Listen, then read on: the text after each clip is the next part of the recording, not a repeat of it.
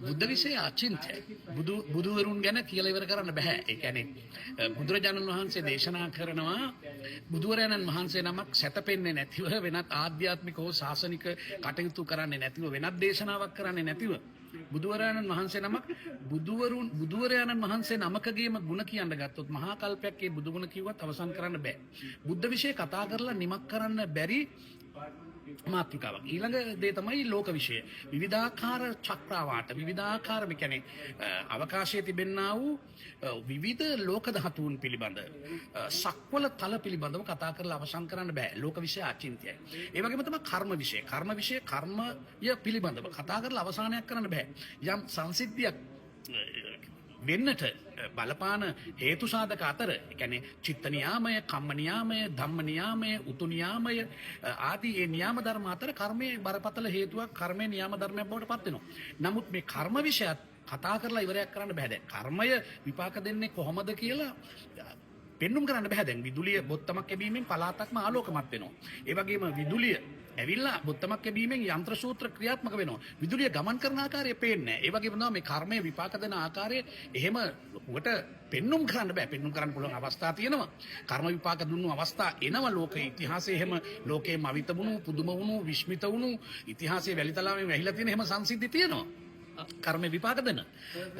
නමුත් කර්මය මෙහෙමයි කියලා අපිට විපාක දෙන්නේ මේ ෂටල් එකට මේ කාලසටහනට මේ ආකාරයෙන්ුයි කියලා යමෙකුට ඒක පැහැදිලි කරන්න බෑ. බුදුවරයෙකුට මිසක් කර්මයේ විපාක දෙන්නේ මෙන්න මේ තැනදී මෙන්න මේ ආකාරයෙන් කර්මයේ විපාක දෙනවයි කියලා එහෙම පෙන්눔 කරන්න බෑ. නමුත් එහෙම සිද්ධ වුණු අවස්ථා වුණ තරම් තියෙනවා. අවසරසනස අපිට මේ ඒ සිද්ධ වෙච්ච අවස්ථාවකට උදාහරණයක් දෙන්න පුළුවන්ද? බුද්ධ කාලයේ කර්ම විපාක සම්බන්ධව බරපතල ගණේ කර්ම විපාකයක් බරපතල ගණේ කර්ම විපාකයක් බුද්ධ කාලීන ಭಾರತයේදී විපාක දුන්නු ආකාරය උදාහරණ කරන්න බැයිද කියලා දහන්නේ අපේ මහත්තයා.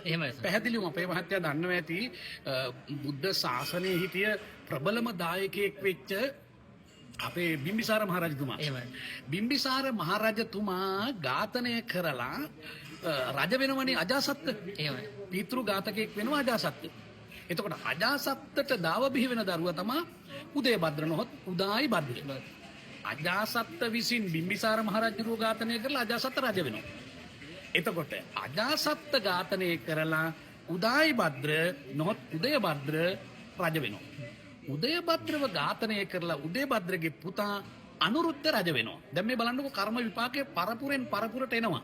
ඒ වගේම අනුරුද්ධ මහරජුව ඝාතනය කරලා මුණ්ඩ පුත්‍රයා මුණ්ඩ රජ වෙනවා. මුණ්ඩ තමයි ඝාතකයා, අනුරුද්ධ තමයි පුතා. එතකොට අනුරුද්ධ මහරජුව ඝාතනය කරලා මුණ්ඩ රජ වෙනවා. ඒ වගේම නාගදාස කියන පුත්‍රයා විසින් මුණ්ඩ මහරජුව ඝාතනය කරලා රජ වෙනවා. නාගදාසක තමයි පුතා. නාගදාසක රජ වෙනවා. නාගදාසකගේ පුතා තමයි සුසුනාග. ඒ සුසුනාග විසින් නාගදාසක ඝාතනය කරලා රජ වෙනවා. සුසුනාගගේ පුතා තමයි කාලාසෝක.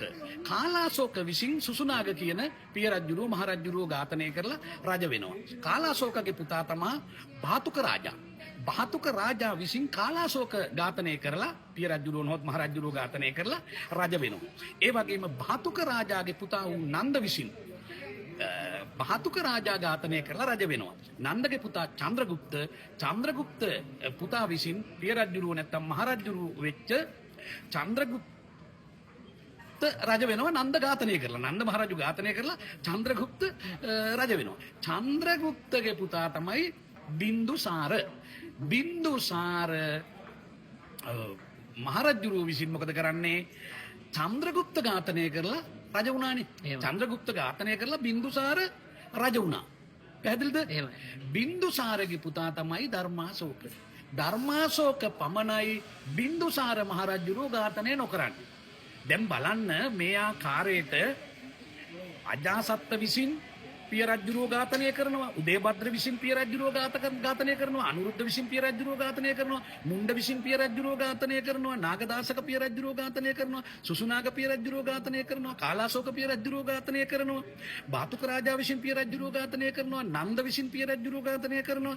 නන්දගේ පුතා චන්ද්‍රගුප්ත විසින් නන්ද ඝාතනය කරනවා. ඒ වගේම චන්ද්‍රගුප්තගේ පුතා බින්දුසාර විසින් චන්ද්‍රගුප්ත ඝාතනය කරනවා. එතකොට බින්දුසාරගේ පුතා තමයි ධර්මාශෝක. ධර්මාශෝක විතරයි බින්දුසාර මහරජුරුව ඝාතනය නොකරන්නේ. ඒ ධර්මාශෝකගේ පුතා තමා මහින්ද නොහොත් මිහිඳු පැවිදි වෙනවා. ඒ වගේම දියණිය කවුද? සංඝමිත්තා පැවිදි වෙනවා. ඒ ධර්මාශෝක මහරජුරුවන්ගේ පුතා තමයි ශ්‍රී ලංකාවට බුදු සමය රැගෙන වඩින්නේ. ඉතින් මේ ආකාරයට මහා පරම්පරාවක් විසින් පියා ඝාතනය කර කර රජ වෙනවා. පියා ඝාතනය කර කර රජ වෙනවා. දැන් බිම්බිසාර ඝාතනය කරලා අජාසත් රජකම් කළාට අජාසත් ඝාතනය වෙනවා උදායිභද්‍ර නොහොත් උදේභද්‍ර පුතා අතින්. උදේභද්‍ර පුතා ඝාතනය වෙනවා අනුරුද්ධ පුතා අතින්. මේ ආකාරයට ඉතිහාසයේ වැලිතලාවෙන් වැහිලා ගියාට එවකටත් පසු කාලීනවත් ලෝකයේ පුදුම වෙච්ච, ලෝකයේ මවිත වෙච්ච, ලෝකයේ මහා විශාල වශයෙන් අවධානය යොමු වෙච්ච ඔය පීතෘ ඝාතක පරම්පරාවක් ගැන තමයි ඔය පැහැදිලිව ඉතිහාසයේ ලියලා තියෙන්නේ. ඕක මේ සාහිත්‍ය කතාවක් නෙමෙයි.